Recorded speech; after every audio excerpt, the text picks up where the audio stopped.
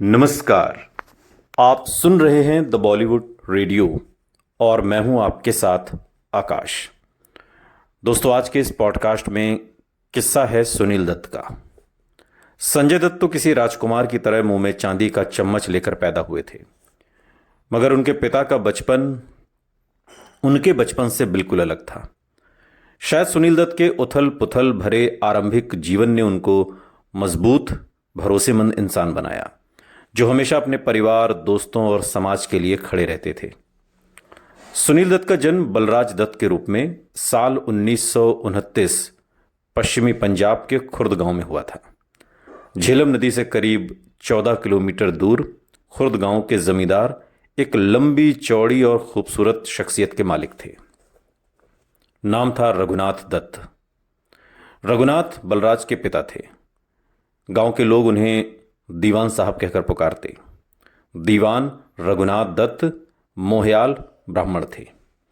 खुर्द में तो यूं तो मुसलमानों की तादाद हिंदुओं से ज्यादा थी, मगर इंसानी रिश्तों के बीच यहां धर्म कभी दीवार नहीं बना था। सब एक दूसरे के गम और खुशी में शरीक रहते थे। वो मोहब्बतों का दौर था। दीवान रघुनाथ दत्त अक्सर बेहद सुबह अपनी जमीन की देखभाल अपने कर्मचारियों से बात करने के लिए निकल जाते थे।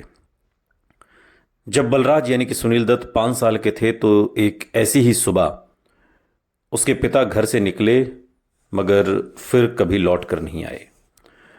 उस दिन बलराज और उनकी छोटी बहन रानी पुश्तैनी घर के बाहर खेल रहे थे कि अचानक उन्हें दादी के चीखने की आवाज सुनाई दी।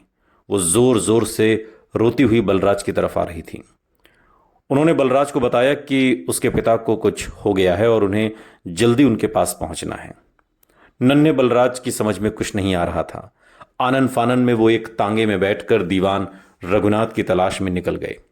दादी लगातार रोई जा रही थी। कुछ ही दूरी पर उन्हें भीड़ दिखाई दी। बलराज ने देखा कि उसके पिता जमीन पर औंधे पड़े हुए थे। स्थानीय चाय की दुकान पर उनके चारों तरफ भीड़ लगी हुई थी। पिता मानो गहरी नींद में थे। लोग उनको उठाने की कोशिश कर रहे थे। बलराज वहां असहाय सा खड़ा था।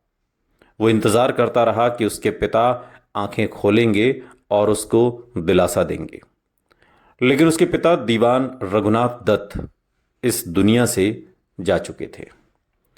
उसका बचपन वहीं खत्म हो गया। परिवार में सबसे बड़े पुरुष होने के कारण बलराज के कंधों पर यह जिम्मेदारी थी कि वो घर वालों को यह बताए कि पिता रघुनाथ इस दुनिया में नहीं रहे। कांपते हुए उसने अपने पिता के शरीर को अग्नि दी। बहुत देर तक आग की लपटों में अपने पिता के बेजान शरीर को धुआं होते हुए देखता रहा। बाद के सालों में वो ये बताते कि उनको ये तो याद रहा कि उन्होंने अग्नि दी थी, लेकिन वो पिता का चेहरा याद नहीं कर पाते। आज तक मुझे एक ही बात का अफसोस है कि मैंने पिता का चेहरा कभी नहीं देखा। उनकी कोई तस्वीर नहीं थी।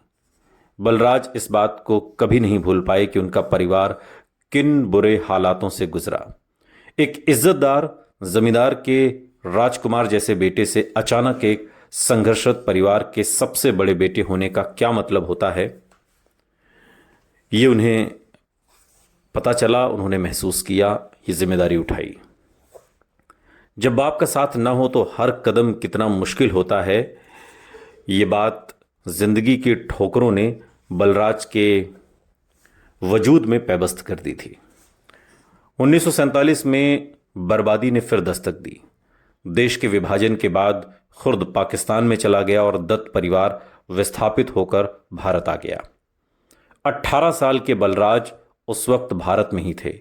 वो सेना में क्लर्क थे और शरणार्थी शिविरों में अपने परिवार वालों को खोजने में उन्होंने कई खौफनाक महीने बिताए और आखिरकार उनको अंबाला में अपना परिवार मिला।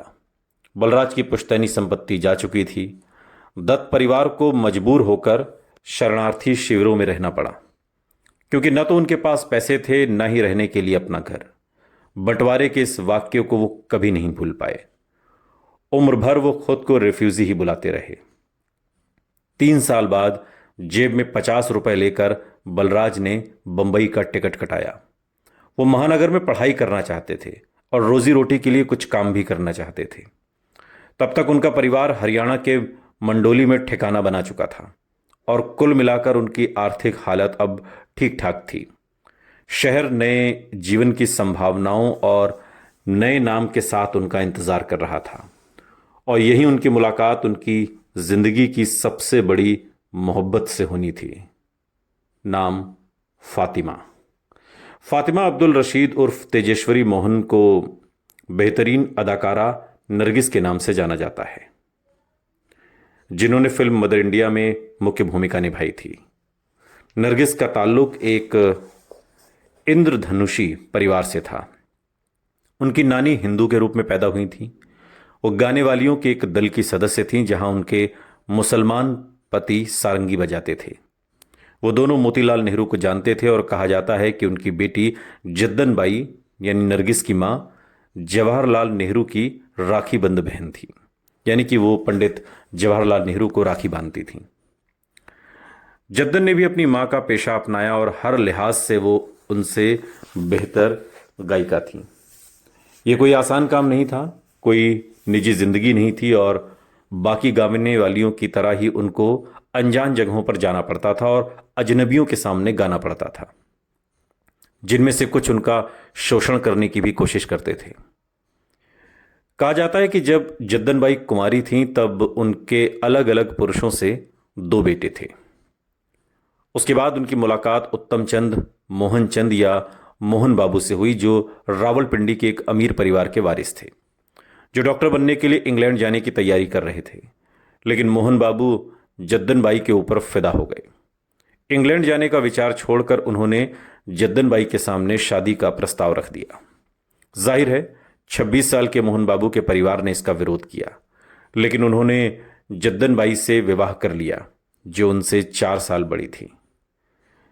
मोहन ने जद्दन से विवाह करने के लिए अपने इस्लाम को कबूल कर लिया, इस्लाम धर्म अपनाया उन्होंने और अपना अब्दुल अब्दुल रशीद रख लिया।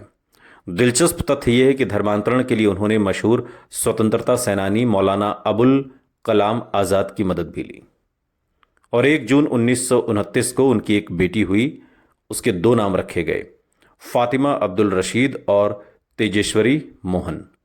ये नाम उनके परिवार की भावना के अनुकूल था, जिसकी जड़ें हिंदू और मुसलमान दोनों धर्मों में थीं। समय बदल रहा था और एक एक करके गायिकाएं रेडियो की तरफ जा रही थीं और ग्रामोफोन कलाकार बनती जा रही थीं। कुछ फिल्मों की तरफ भी जा रही थीं।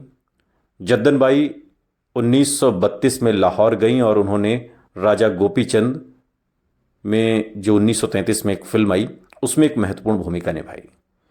1934 में नरगिस के माता पिता ने बंबई आकर बसने का फैसला किया, जो बड़ी तेजी से हिंदुस्तानी सिनेमा का गढ़ बनता जा रहा था। अपने समय के लिहाज से काफ़ी बहादुर औरत जद्दन बाई ने 1936 में अपनी फिल्म निर्माण कंपनी संगीत मूवीटोन की स्थापना की और पहली फिल्म का निर्माण किया, जिसका नाम था तलाशे हक। और इसमें 7 साल की फातिमा यानी नरगिस ने पहली बार अभिनय किया। फिल्मी पर्दे पर क्रेडिट में उनका नाम था बेबी रानी। जद्दन बाई ने एक के बाद एक फिल्मों का निर्माण किया, पटकथाएं लिखीं, संगीत निर्माण किया और अपनी फिल्मों का निर्देशन भी। बेबी रानी ने जद्दन बाई की अधिकतर फिल्मों में काम किया। वैसे तो उनकी अधिकतर फिल्में बॉक्स ऑफिस पर सफल नहीं रहीं, लेकिन जद्दन बाई मशहूर हस्ती थीं और अक्सर उनको बॉम्बे फिल्म जगत की महारानी कहकर बुलाया जाता था। समय के साथ परिवार मरीन ड्राइव के संभ्रांत इलाके की बिल्डिंग मरीन शैटो में मरीन बिल्डिंग के आलीशान 3000 वर्ग फुट वाले फ्लैट में आ गया और उस समय फिल्म जगत की अनेक जानी मानी हस्तियां वहां रहती थीं। दिलीप कुमार से लेकर बलराज साहनी और कमाल अमरोही से लेकर के आसिफ तक। लेकिन बड़े नाटकीय ढंग से जद्दन बाई का ऐश्वर्य जाता रहा और परिवार के भविष्य को संवारने का जिम्मा फातिमा के कंधों पर आ गया। जब फातिमा यानी कि नरगिस 14 साल की थी, तब उसको बड़ा मौका मिला। महबूब खान की फिल्म तकदीर, जो 1943 में आई, इस मशहूर फिल्म निर्माता ने फातिमा से यह वादा किया कि वो उसको सुपरस्टार बना देंगे। उन्होंने बनाया भी और उन्होंने ही उनको पर्दे के लिए एक नया नाम दिया, नरगिस। नरगिस जो बाद में सुनील दत्त की पत्नी बनी, संजय दत्त की मां। नरगिस दत्त। सुनते रहिए द बॉलीवुड रेडियो, सुनता है सारा इंडिया।